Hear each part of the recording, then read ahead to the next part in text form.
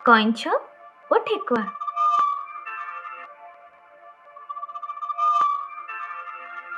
ଏକଦା ଗୋଟିଏ ଜଙ୍ଗଲରେ କଇଁଛ ଓ ଠେକୁଆ ରହୁଥିଲେ।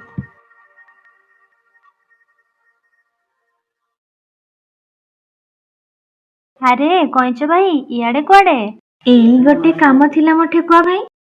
ଯାହା କୁହ କଇଁଛ ଭାଇ, ତୁମ ଚାଲିକୁ ମାନିବାକୁ ପଡିବ। ଠେକୁଆର କଥା ଶୁଣି କଇଁଛଟି ନୀରବ ରହିଲା। ଚାଲୁନ କଇଁଛ ଭାଇ, ଆମେ ଗୋଟେ ଦୌଡ଼ ପ୍ରତିଯୋଗିତା କରିବା। ଯାହା ବି ହେଲେ ତମେ ତ ଜିତିବ ଆଉ। ତୁମ ଚାଲିରୁ ଯାହା ଜଣା ପଡୁଛି। ହଁ, ଭଲ କଥା। ବିଚାର ତ ମୁଁ କରିବି ନା। ହଉ, ମୁଁ ତୁମ ପ୍ରସ୍ତାବରେ ରାଜି। ଦୌଡ଼ ଆରମ୍ଭ କର।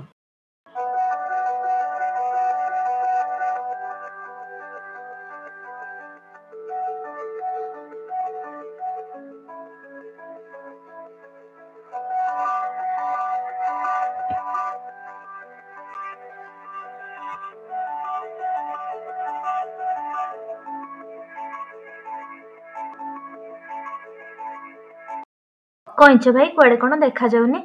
ଆସିଲା ମୋ ସହ ଦୌଡ଼ ପ୍ରତିଯୋଗିତା କରିବା ପାଇଁ।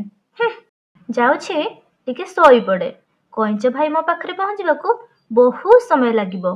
ସେ ମୋ ପାଖରେ ପହଞ୍ଚିବା ମାତ୍ରେ ମୁଁ ଦୌଡ଼ି ପଳେଇଯିବି ଆଉ। ଯାଏ ଟିକେ ଶୋଇପଡେ।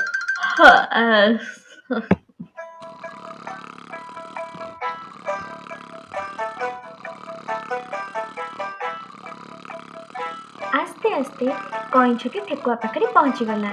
ଠେକୁଆ ଶୋଇଥିବାର ଦେଖି କଇଁଛ କିଛି ନ କହି ଚୁପଚାପ ତା ବାଟରେ ଚାଲିବାକୁ ଲାଗିଲା।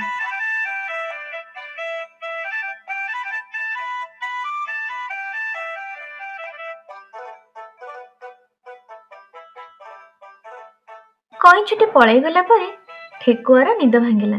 ଏଣେ ତେଣେ ଅନେଇ କହିଲା, ହେ, କଇଁଛ ଏପର୍ଯ୍ୟନ୍ତ ମୋ ପାଖରେ ପହଞ୍ଚିନି।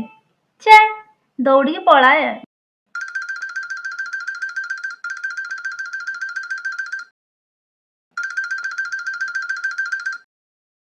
ଠେକୁଆ ପହଞ୍ଚି ଦେଖେ ତ କଇଁଛ ବହୁ ଆଗରୁ ଆସି ପହଞ୍ଚି ସାରିଛି। ଏହି ପ୍ରତିଯୋଗିତାର ବିଜେତା ହେଉଛନ୍ତି କଇଁଛ। ବର୍ତ୍ତମାନ ଠେକୁଆ ଅନୁଭବ କରିପାରିଲା କଇଁଛକୁ ଅଟ୍ଟହାସ୍ୟ କରିବା ଆଦୌ ଉଚିତ ନଥିଲା। ଉଦ୍ୟମ ସଫଳତାର କାରଣ ଏହା ଠେକୁଆଟି ବୁଝିପାରିଲା। ଆଜିର ନୀତି ଶିକ୍ଷା, ଧୀର ପାଣି ପଥର କାଟେ।